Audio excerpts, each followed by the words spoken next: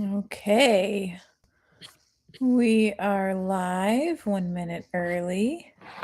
Let's just see who else shows up while I figure out where to put the computer.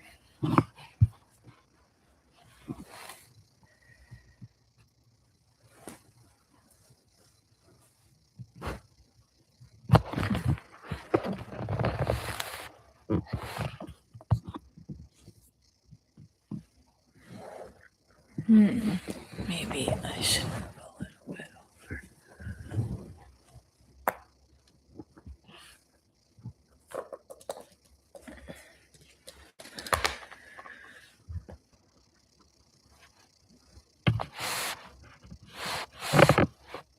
There we go. Okay. Let's see. Busy day today. But I made it on in time. Barely, but I made it. So that's good. And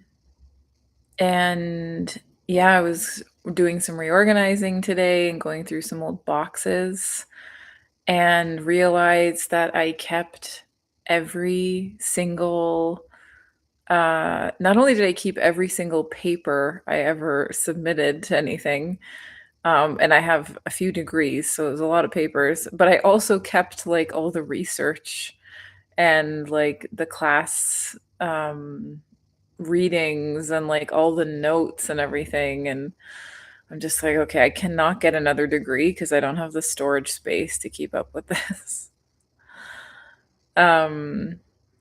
But I just find it like really hard to decide. Like like how do you decide to throw it out? Like it was just so much work, and I don't know, uh I feel like hanging on to the paper, I don't know, it just makes it feel like it happened or something. Okay, we have one person in. Welcome in, whoever you are. Put something in the chat so I can say hi.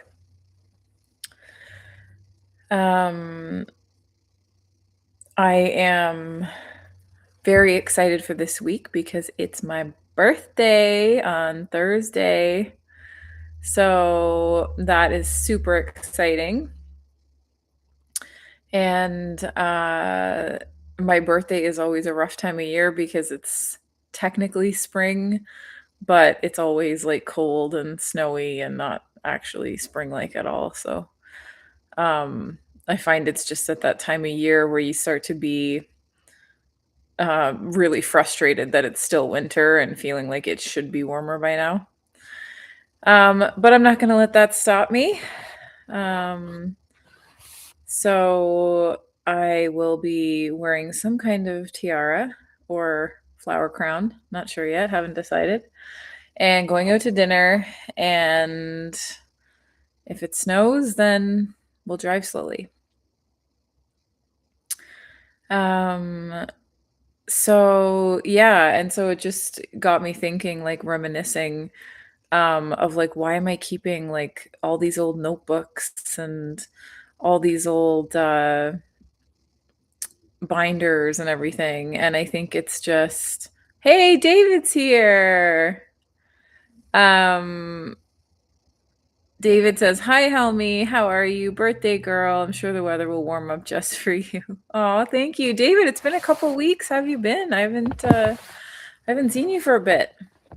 What's new? I'm glad you could make it. Welcome in.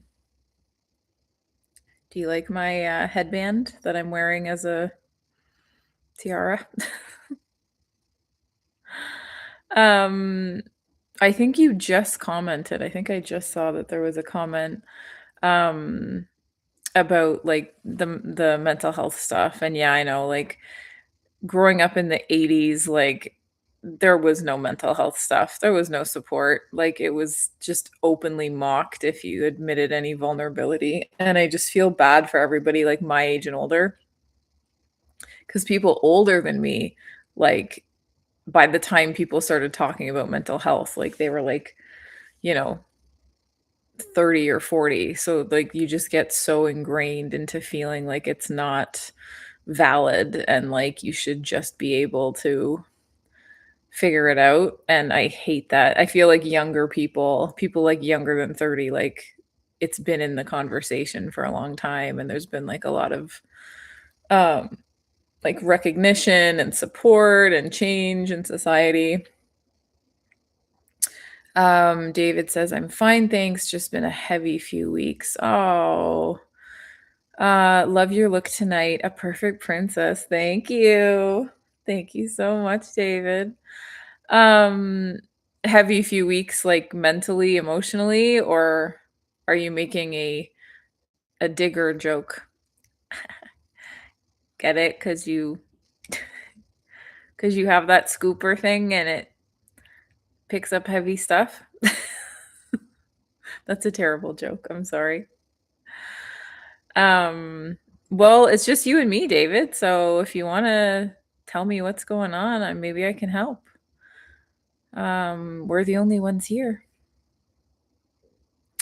And if you want, I don't have to upload this for the replay. So um, I would love to know how you're doing. If something's bugging you, or if you're just like kind of overwhelmed and stressed, or if something happened. Um, yeah, sorry that it's been a heavy few weeks, though. That's rough. That's rough. It's been a heavy few weeks for me, too, actually. I started a How to Calm Down When You're Freaking Out series because it's been so rough that I have now practical, hands on lived experience of like how to calm myself down. So, because I've been struggling too. So, you're not the only one, David. You're not the only one. Oh, we have a second person in. Hopefully, they jump on the chat soon and say hi. I'm guessing it's either Katie or Susan. So either way, it's a safe place, David. Um, but yeah, I'm glad you could make it tonight. And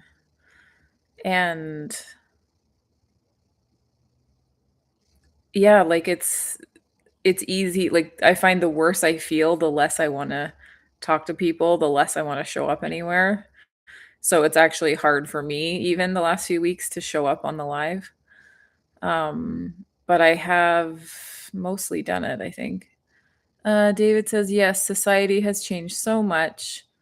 LOL, I love the digger jokes. Okay, good. I didn't know if that would offend you. I am struggling mentally at the mo and trying to change. You have changed me. Thanks so much. Oh, yeah. Struggling mentally is it like that you're stuck and you're just like banging your head against the wall because you don't know how to get out of it? Or is it more like just feeling like really low? Because those are two different places in our bodies. Um, I'm really sorry, David. That is rough. I feel you. I'm right here with you. I'm right beside you. Um, I find like it's easy to like for me it's easy to like stop believing in myself. And I'm really working on being like letting myself feel more confident. Oh, you didn't realize I was struggling too. Yeah, that's okay. How would you realize that? Um it's well, that's why I'm sharing it with you because I don't want you to feel alone and that like everyone else is bubbly and happy and you're the one sitting there watching the world go by and like feeling really disconnected, Like it's been a rough couple of weeks for me too. Um and just being like really triggered and dysregulated. And I've learned that that's my body's way of telling me that something is like ready to heal. So like I'll start thinking about something that is upsetting And then I'll start to get really upset. And then I'm like, okay, so what is my body trying to tell me? Like, if I'm crying that much over the thought of that, then like, where do I not feel safe? Or where am I panicking? Or what bad thing do I think would happen? Um, and yeah, so I've actually come up with another technique while I've been going through it to like regulate myself a little more, I guess. Where can I put this? There. So yeah. Um David says breaks my heart that you're feeling that way. Oh, well, breaks my heart that you're feeling low too, David. We're in this together. Yeah, and I think it's hard for everybody to like it's hard to see yourself as you really are instead of seeing yourself like how other people see you. And who you really are is usually way more awesome than if you're around people who like don't think you're special. Um so it's just realizing like we are kind of a reflection of the people um that we're around. Helmi Mar says, "Why do we have the same name?" Oh my god, if you're is your first name actually Helmi? Like that is you will be the first Helmi I've ever met in my entire life if you are. That is so exciting. In my whole life, I've never even met. Okay, so it's Arabic. Okay, and are you a guy? I've heard Arabic men have Helmi as a first name. Um, it's a Finnish girl's first name. So I have it from Finland. But I've heard of like that. What does it mean in Arabic? Like, does it have a meaning? Yes, I'm from Tunisia. It's a boy's name. Okay, yeah, I've heard that. That like it's somehow a boy Arabic name and a Finnish girl's name. It means my dream in Arabic. Oh my god, I love that. That's better than what I thought mine was pretty good in Finnish of what it means. In Finnish it means pearl. But in Arabic it means my dream. Oh my god, I might hop on board that train. I might co-opt it and maybe it could mean two things. Um Hi Wade, hi Susan, welcome in. Wade, I'm so glad you made it. David got here early and we've just been chatting. He's he and I are kind of going through it the last couple of weeks. So I'm glad you're here, Wade. You always make everyone feel better. And I'm glad you're here too, Susan. Yeah, two Helmis. I was just saying this is the first I've seen Helmi as an Arabic boy's name, but I've never met one. So this is my first time meeting another Helmi. So this is all very exciting. So you're from Tunisia? Are you in Tunisia right now? Um, I know Tunisia for two reasons. One, that they filmed the X-Files movie there, and also for Carthage and that whole deal. Um, you are still in Tunisia. Okay. How do you like Tunisia? I have never been. Um, North Africa. Is it a lot of desert? Um, at least it was in the X Files that they filmed there. I don't actually know that much about it. Wade, how was your week? How are you feeling? Do you have any Rush lyrics to make David and I feel better? We've been we've been having a tough couple weeks mental health wise. Um, yeah, you always have something reassuring to say, Wade. David says, I try so much to appease my boss. who is just so impossible. I've been controlled at work by him for many years. Yeah, see, that's what I'm saying, David, is that it's like the people that are around you, right? So, like, if you're around people who are really controlling, you're just gonna feel awful all the time. Like, and if you can't, you're not gonna change the person. Like that, if that's the dynamic, like you're not gonna be able to get out of that. Appeasing the boss is just gonna like create more of the same thing. Can you get another job, I guess would be the question with someone else, because that is a rough, you've mentioned this boss a few times, David. This is like a rough situation for you. On our last call, our last live, we managed to pool our intellects and our resources and our experiences and come up with a possible cure for one person's uh, like long-term pain and migraines. So there's a chance, David, that if you are interested in another job, we could pool all of our stuff again and help you out in that area. Um, I can't believe it's my name. It says no, it's mostly sea and desert in the south. Okay. So and it's quite warm, right? Like it's like a hot climate. Um that sounds lovely. You're right on the Mediterranean. I mean, that's like the southern Mediterranean. That sounds ideal. That sounds idyllic.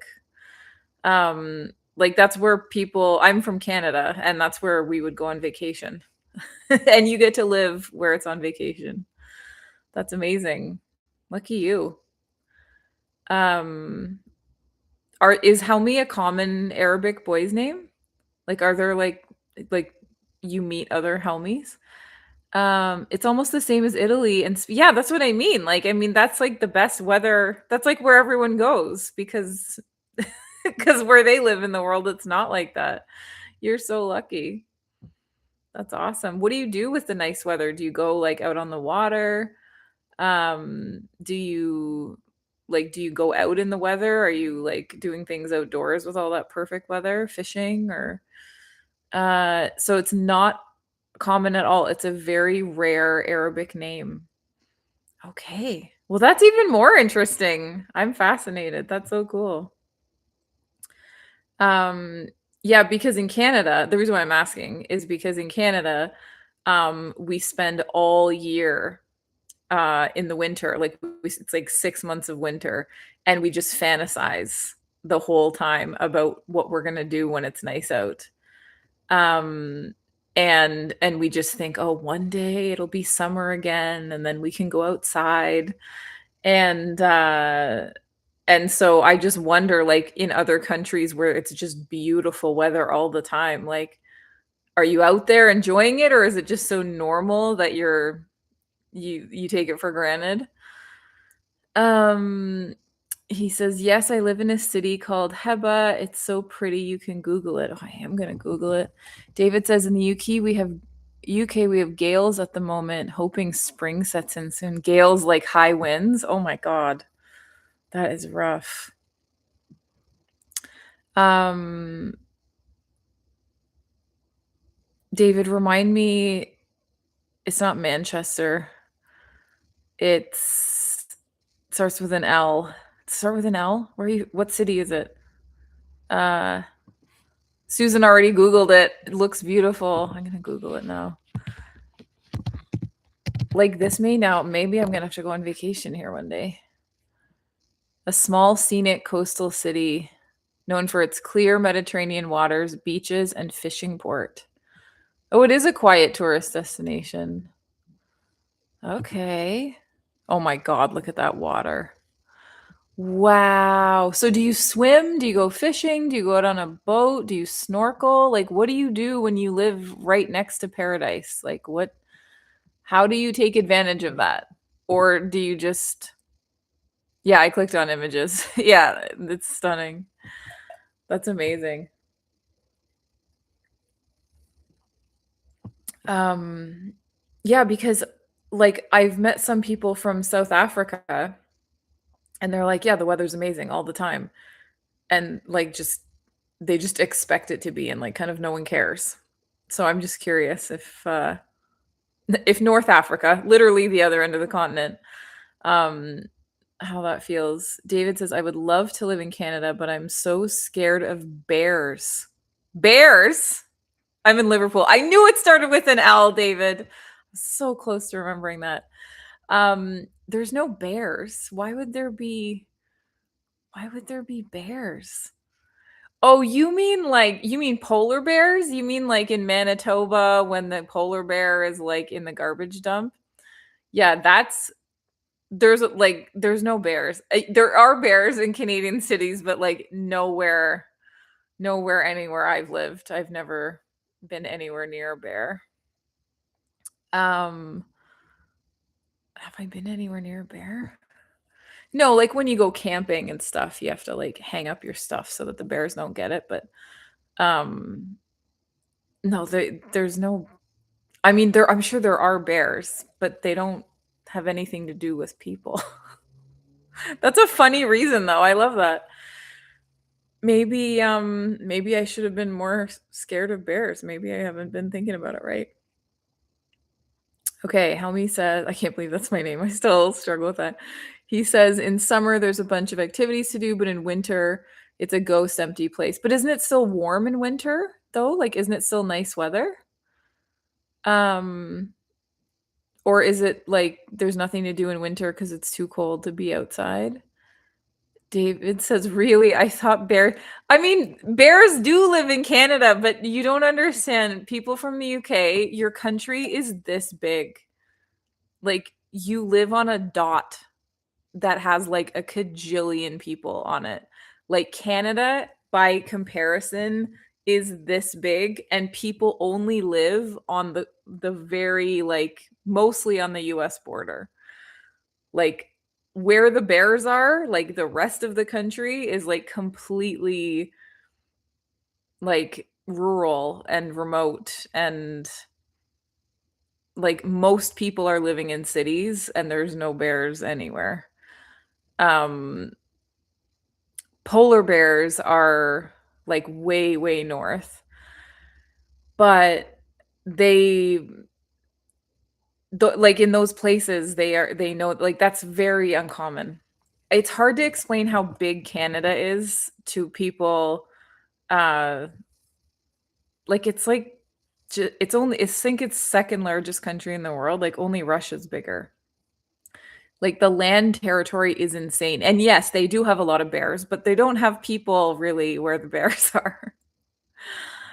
Except for like one or two places. Um David says maybe it's Alistair. I don't know what that means. Helmi says it's 10 to 16 in winter. I mean, so it's cooler, but it's still nice. Like, you can still go for a walk or okay, I want to move to Tunisia for the winter. 10 to 16 is like lovely. That's our spring. Um our spring is their winter. 25 plus, yeah, gets to 40. Yeah, so I mean, so it never freezes. It never You don't get snow or anything. So it's still you can still go outside. Oh, Alaska. Yeah, like in the north there's bears, but like I live like everybody lives like very far south. Like, it all hugs the US border for the most part. So it's very far south. Um oh, he says I've never seen snow in my life. Um well, that's fun. Um, you can always tell when people are coming to Canada and it's their first time with snow, because it'll be like the first snowstorm and they'll be out there in like shorts and a t-shirt and like boots, just like trying to catch it and like looking at it and everything. And it's super fun. They get so excited like the first couple times. And then when they realize how much shoveling there is, they're just they get as jaded as the rest of us pretty quick. Um, yeah, snow is fun. Snow is fun. If you're a kid and you can play in it, it's fun. If you have to shovel it as a grown up, it's not as fun, or drive in it. David says after watching The Revenant, it frightened me to death. You know what? That's a scary movie, anyways. David. I don't blame you for that. I don't blame you one bit. Um, yeah, if I thought there were bears around, I would be freaking out. Like that's a stressor that I'm not prepared to deal with. And in the places where they do have bears, like north, north, north, um, people carry guns, like when they go to the grocery store. So, like for bears, not for people. Um, but yeah, you're so funny, the Revenant. Yeah, when I found out that polar bears were like the largest land mammal, and they were like meat eater, like except for like an elephant. Um, I got pretty scared until I realized polar bears are like never coming anywhere where I am. Helmi says, "Y'all look like nice people. Good night, everyone. My prayers with all of you." Aw, thanks for jumping on. That was fun. Tunisia. That's a first. That's the first North African person we've had in here. Have a great night. Nice to meet a fellow Helmi. Okay, so it's just David and Susan. Um, yeah, so Susan, how was your week? Also. Um, Susan, did you ever try that vagus nerve thingy?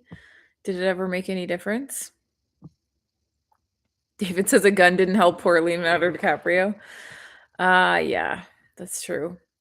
That's like from the 19th century, though. That movie's set like quite a while ago. I feel like there's more infrastructure. Although it's funny when you look at a map of, I was talking, I have a friend in the US and I was trying to explain um, how like travel works in Canada. So if you look at a map of the US, it's like a grid. Like there's, if you look at like planes, trains, buses, roads, like it's a full grid. Like you can be in any part of the US and drive or fly or like get to some other part like in so many different ways. And in Canada, we basically have one road. It's called the 401. We have one like big highway that goes all the way down on the south, mostly hugging the border. And we have airports, but they don't fly everywhere like for example, from where I am, if I want to fly to Europe for most of the year, I have to fly 2 hours the other way and then go to a bigger city and get to that airport and then fly back across. So you're like going backwards. Um, so the US just has so many transportation options. Like the bus doesn't even come to the Maritimes, to the East Coast. Like after Quebec, they're just like, yeah, we're not going there. There's not enough. We just don't have enough people, I think, to like justify that kind of transit options. So it's like surprisingly difficult in Canada to get around. Um like there was an airline strike here last summer and my friends were here and they were like, "Oh, well, we'll just take the train home if all the airlines are canceled." And I'm like, "The train only leaves once a week. Like you're going to have to wait a week and then it's going to take you like 4 days." But they're just used to being able to like go wherever whenever and I'm like, "Yeah, you're better off like renting a car and driving." Susan says it takes regular use. Oh, for it to help with sleep. Okay. Also got a Schumann resonance generator, which puts out a frequency of the earth. Ooh, what is like I know what the Schumann frequency is, but how does it generate like a resonant? Like is it like a little walkie-talkie that like you turn the dial and it lands on that frequency or David says, "Oh my god, I didn't realize Canada was so remote." I mean, it's like you can get places, but like not with a million options, like not super easily. Like a lot of places it'll be like you fly to the next closest city that has the closest airport and then you get a car and drive. Like often many more hours. Um, whereas the UK is like this big, so they just have like this rail line that takes you everywhere, like bus system or roads or whatever. And like in Canada, there's not necessarily, or like if there's a big accident, it's like, oh, take another road. It's like we don't have another road necessarily. Like you, you might just have to wait. Susan said I got the pro version, which allows me to set different frequencies. When I go to bed, I set it to 4. I think that really helps with sleep. You slept 10 hours. Whoa. Susan, that is a big difference because you struggle with your sleep. Oh my God, that's amazing. Susan says, yes, kind of push buttons to adjust the frequency up or down. Okay. So can you hear anything like audibly when it's on the frequency, or does it just not sound like anything and it's all like below the pitch that we can hear? Um, Usually around 6 to 7, but love to sleep more. Can't hear anything. Okay. Is this something you'd recommend? Maybe I should get one. Um, 10 hours. That's a solid sleep. David, how many hours of sleep do you normally get? I normally get like 8, maybe 7 if I didn't sleep. If I went to bed late, I can't usually sleep in anymore. Um okay, I didn't even know they had that. I mean, I knew that there was a Schumann frequency, but I didn't know that's what it was. I didn't know you could like just turn it on and listen to it. So yeah, David, is it just your job and your boss who's terrible that's like getting you down, or is there something else going on? Because it's just me and Susan here, and I think Wade, although it looks like he left. But we want to support you. So if you tell us what's bugging you, we can help. Susan is very, very good at helping people feel better. Susan said, I like it, but not sure if it's working or if it's placebo. Yeah, true. True. I guess see how it is after like a couple weeks. But that's a pretty easy thing to just like turn on and then go to sleep. I have a noise machine. Was hoping it would help my hubby's tinnitus. Frequencies would help tinnitus. Huh, really? Maybe it will. Maybe one day he'll notice his tinnitus is better. Tinnitus sounds awful. Like to have that ringing in your ears all the time. That sounds, a lot of musicians get that from like, and not just rock musicians, but like a lot of classical musicians have that because the orchestra pits are like really, really loud. And if you're sitting in front of the timpani or the trumpets or whatever, like it, even the sound of like all the violins like right in your ears, it can cause hearing damage really easily. Susan says it generates pink noise that offsets the 5G. Okay, this is like beyond my expertise. But whatever works, whatever helps you sleep, Susan. Pretty much he lives with headphones in his ears, listening to something. That means I have to say things 3 times. Okay, that does sound annoying. Yeah, and he has the headphones in all the time to offset the ringing. Did he get it from being a musician or from like, it must be some kind of hearing damage, right? Like, did he used to play in a band or something? David, yay. David says, I'm used to getting around 6 or 7 hours sleep. Depends on how I'm feeling.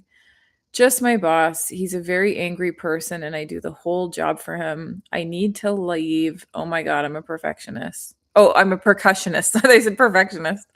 You're a percussionist, so you will have hearing damage then, unless you've been wearing ear protection.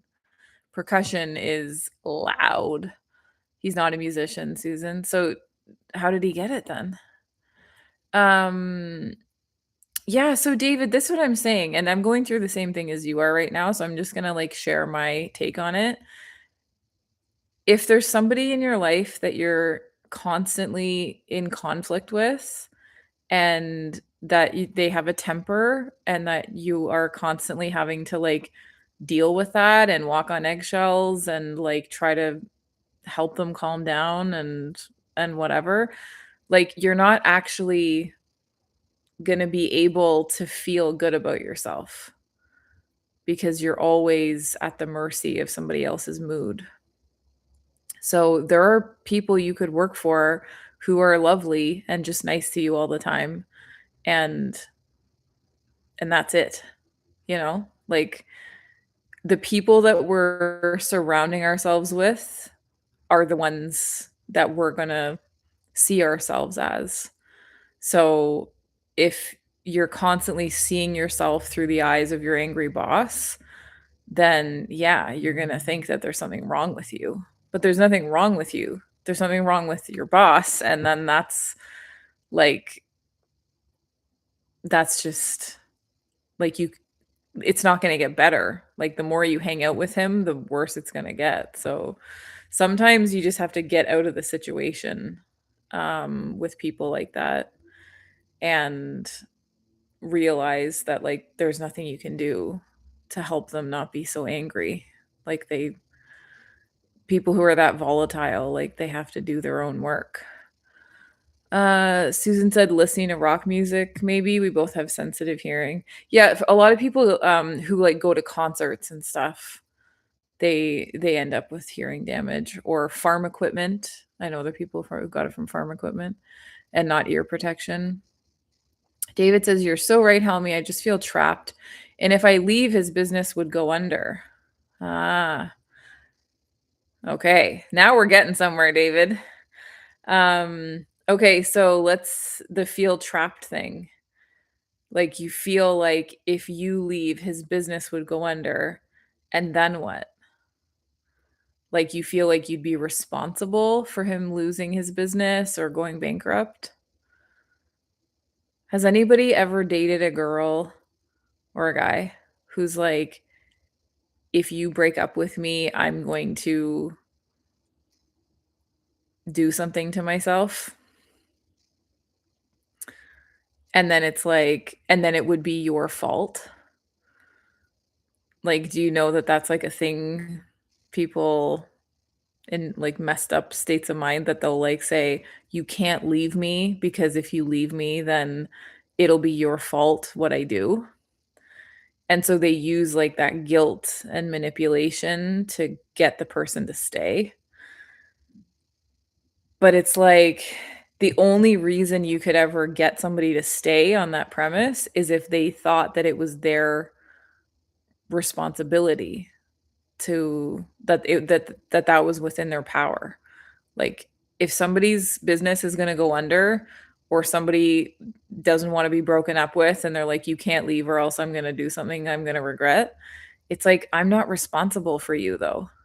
It's not my business. It's not my body like we can't control what other people do, right? And a lot of times we have this sense of like loyalty, but and I know because I'm going through it right now. So I totally feel you, David. And I felt trapped too. And I felt like responsible. Like if I leave, then, this person is going to struggle a lot more. And it was a really hard lesson for me to learn that, like, it's not my problem. It's not my responsibility. And as much as I want to help and as much as I want to make sure that this other person is like in the best position possible, like you can't do anything for them. We can't control other people. We can only control ourselves. So it's like I feel trapped. And if I leave, his business would go under. Well, that feels terrible. You're not feeling good in that dynamic. And I guarantee you, if what you're saying is true, that like this guy's business is totally dependent on you, that's just going to make him angrier. He's not going to be grateful that you're helping him out. He's going to be mad that he sees how essential you are and how incompetent he is. Do you know what I mean? So it's like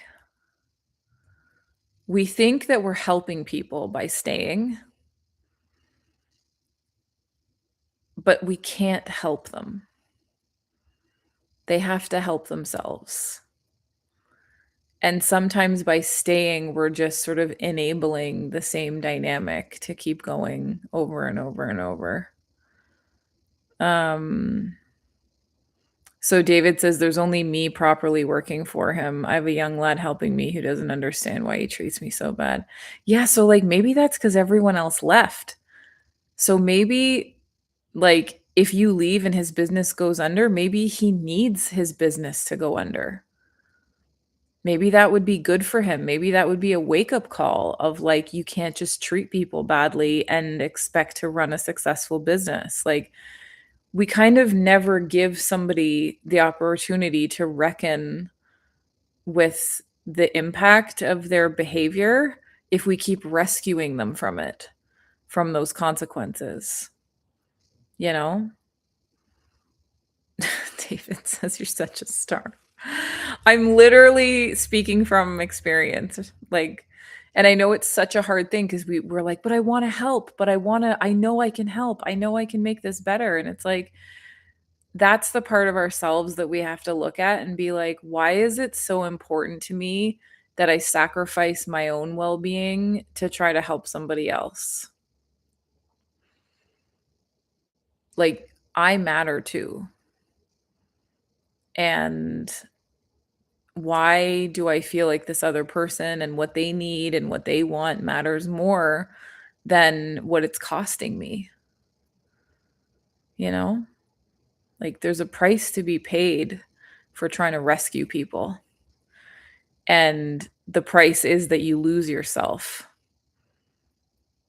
And after having done that for a long time, I don't think there's any like price worth paying that costs you your own peace, you know? So I would encourage you, David, um, to look at the part of yourself that feels panicky about leaving him.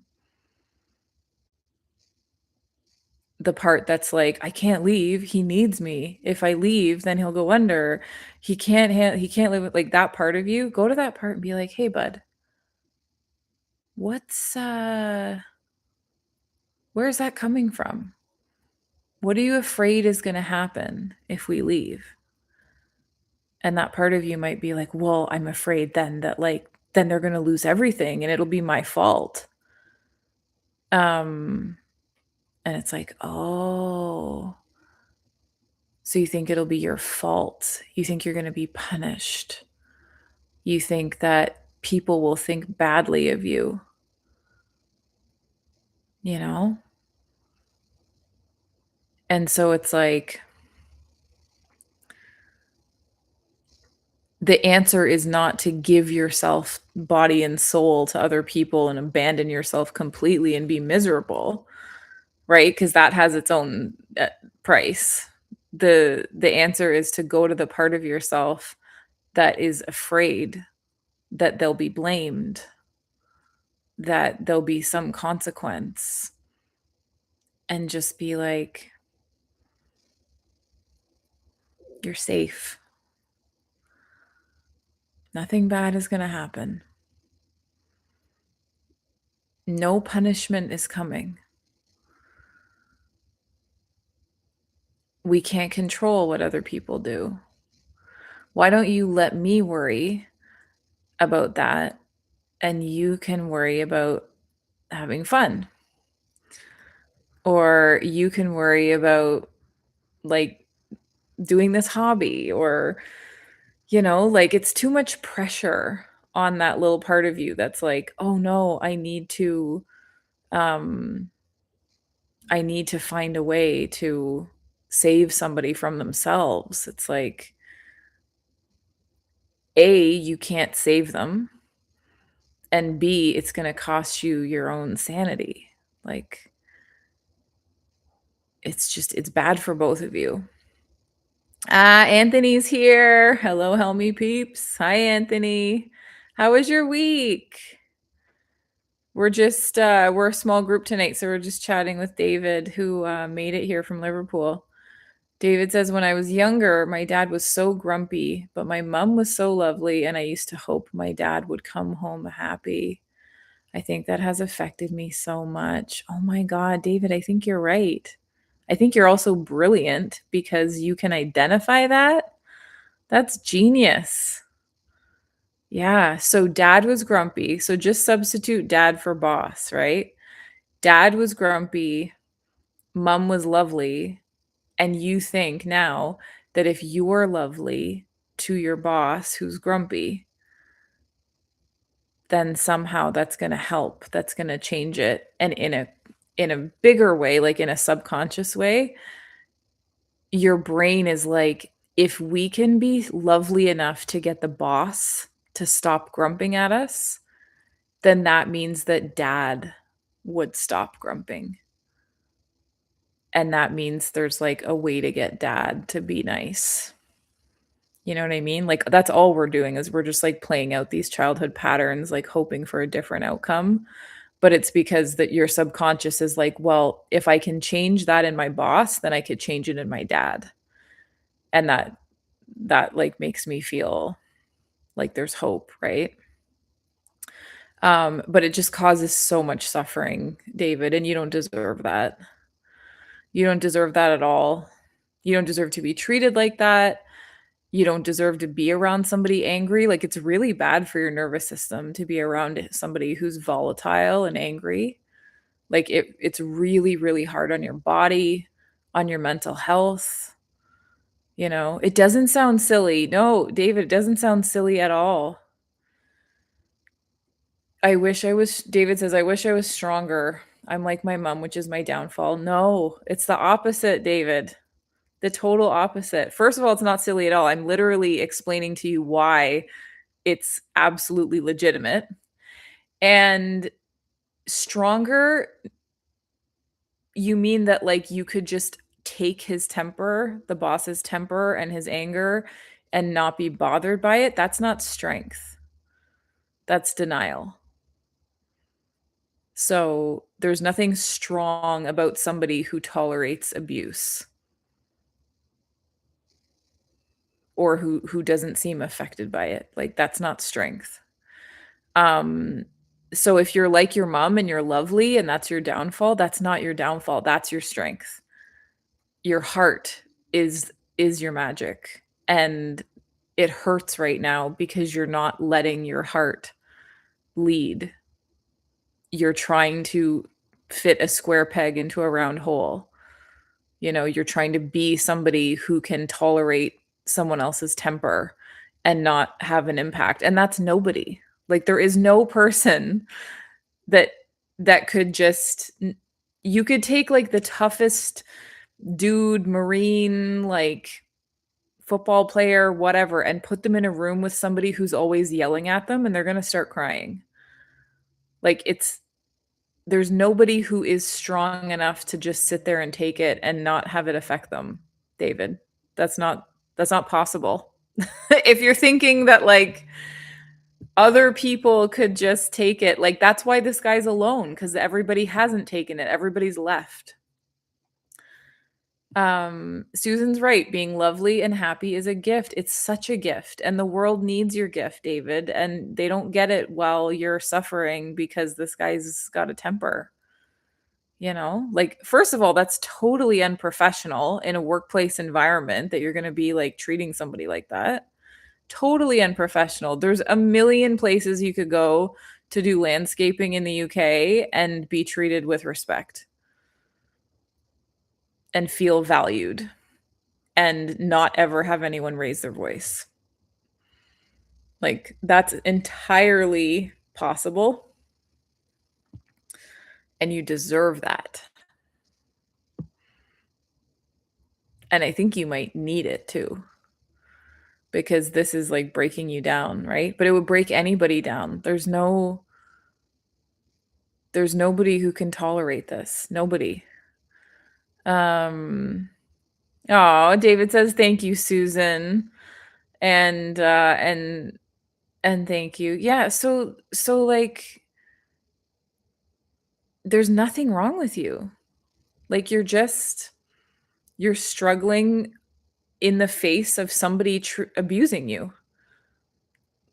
That's why they call it abuse, cuz it's terrible and it hurts and it feels bad and there's no way to like get tough enough where it doesn't, right? It's just like it's just not the that's not how people are.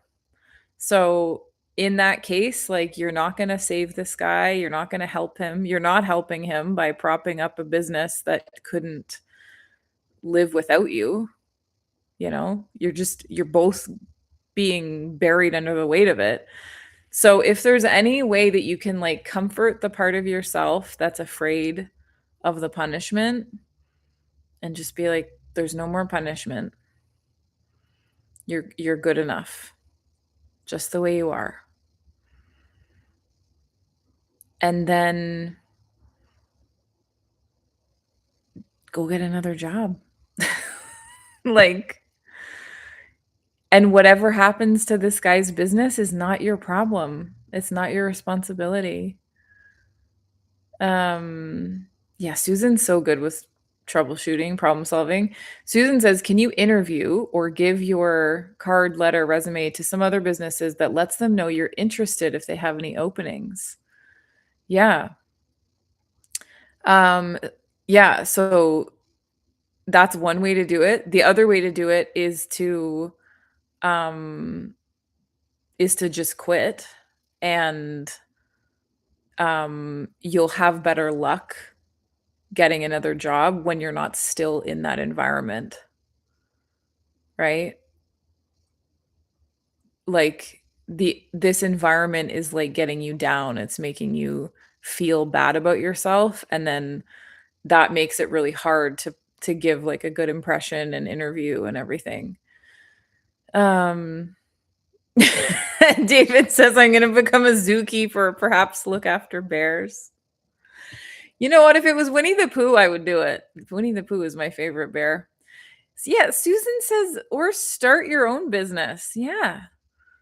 Like, why do you have to work for someone else? Why don't you can start your own business? You can be a subcontractor for somebody.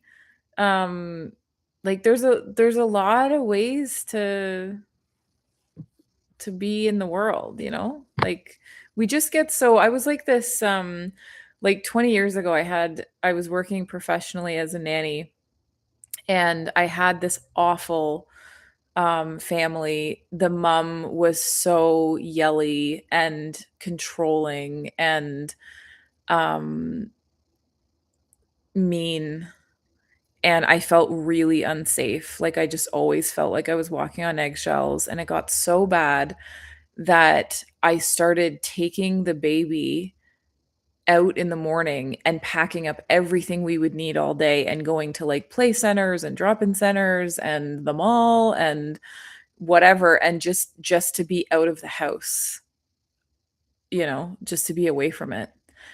And I finally and this was like getting me down. So this was 8 months, and they just kept grinding me down and kept insisting that I wasn't good enough and I needed to do more, and again in this like really aggressive environment.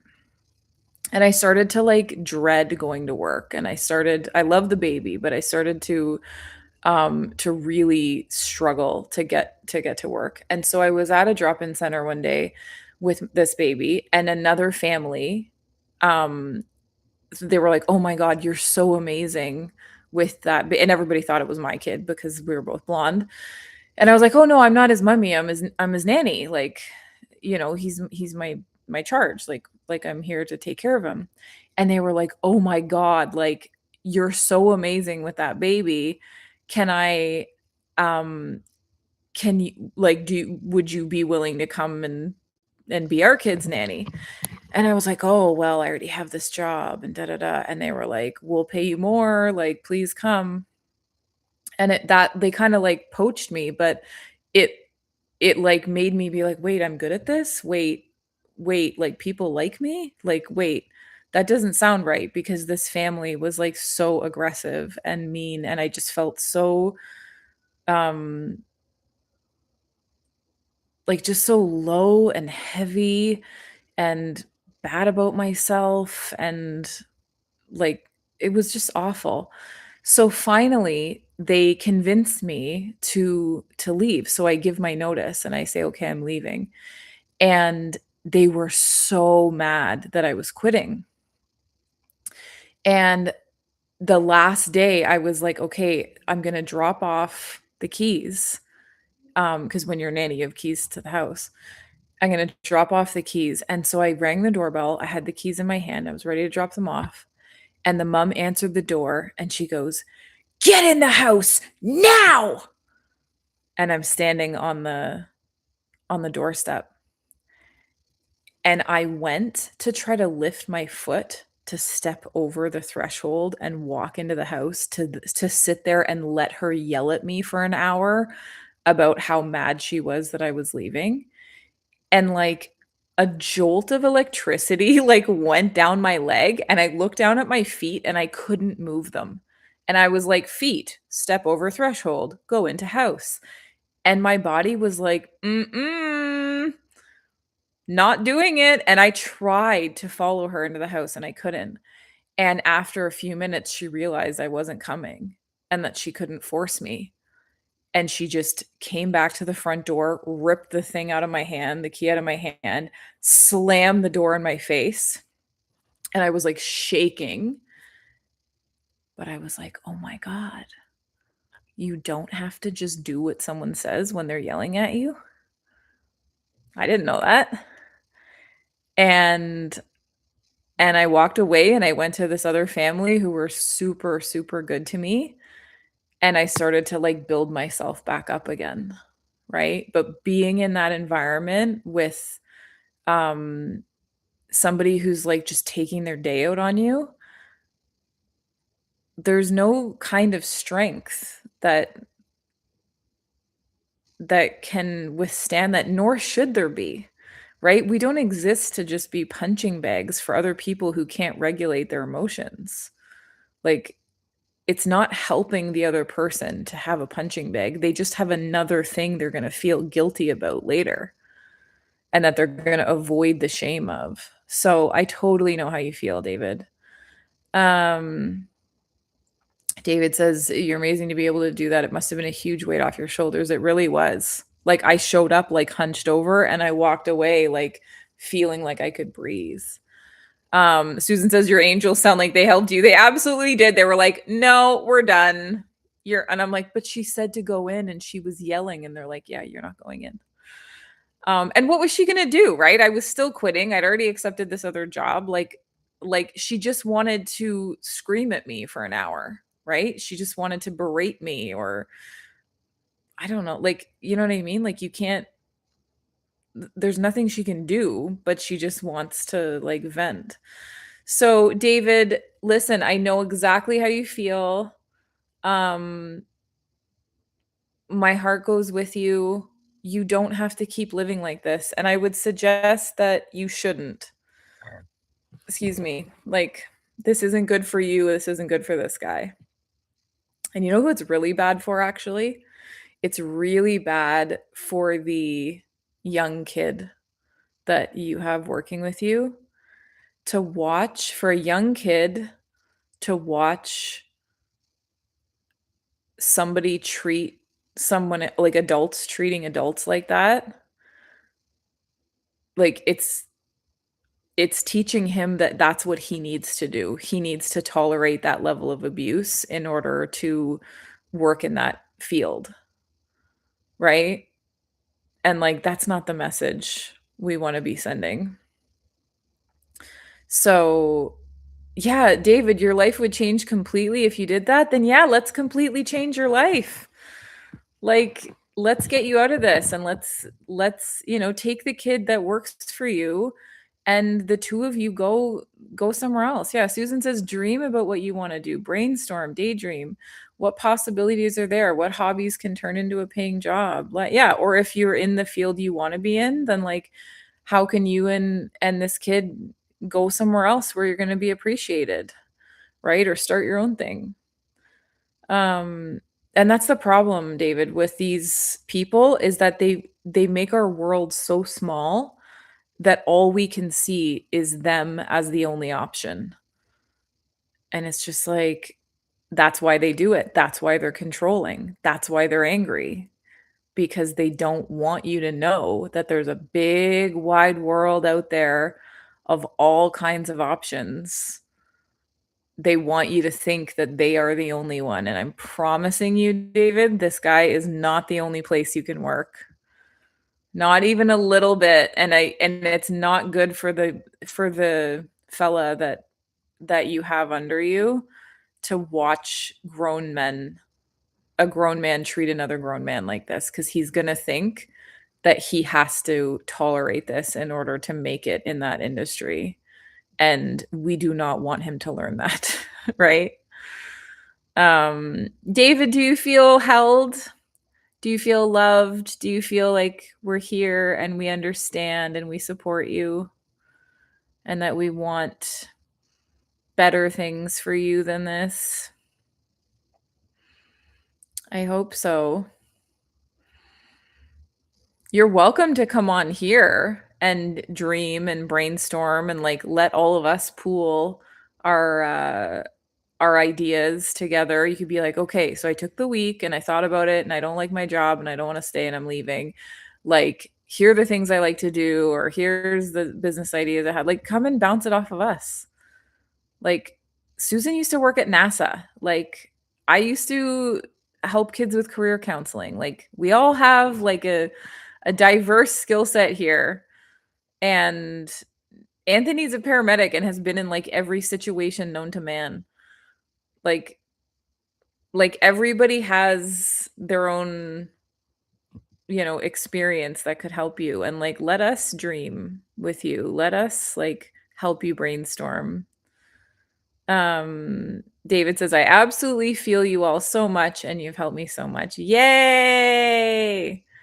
That's so awesome. Yeah, Susan, it's our synergy. It is. There is a kind of magic that comes together.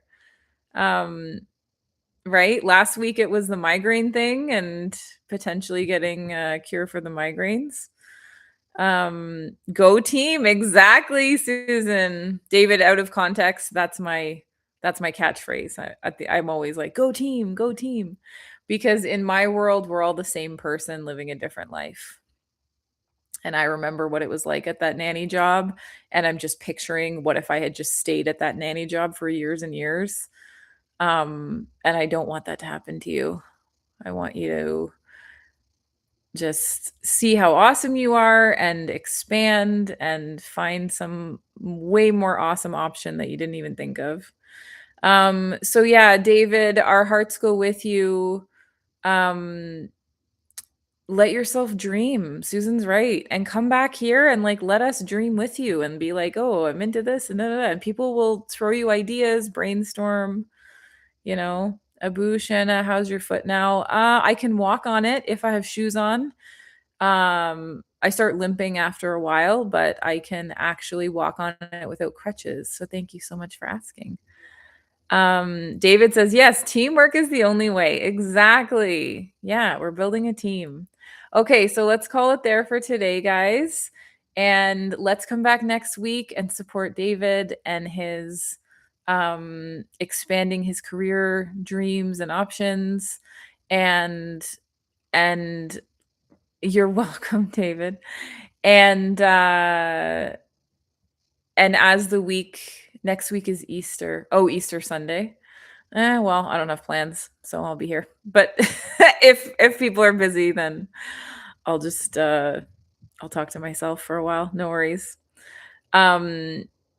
But yeah, I hope you guys have a great week. I hope you feel connected and supported, and we'll be back. Yeah. Good night, everyone. Thank you, Anthony. Thank you, Susan. And thank you so much for being vulnerable, David. That is very awesome. You're the best. Bye, guys. David says, I hope your week will be okay. It's going to be just fine, David. We're all pulling ourselves out of this. It's time to feel better. Okay, I'll see you guys later. David says, happy birthday. Thank you. My birthday's on Thursday. Thank you so much, guys.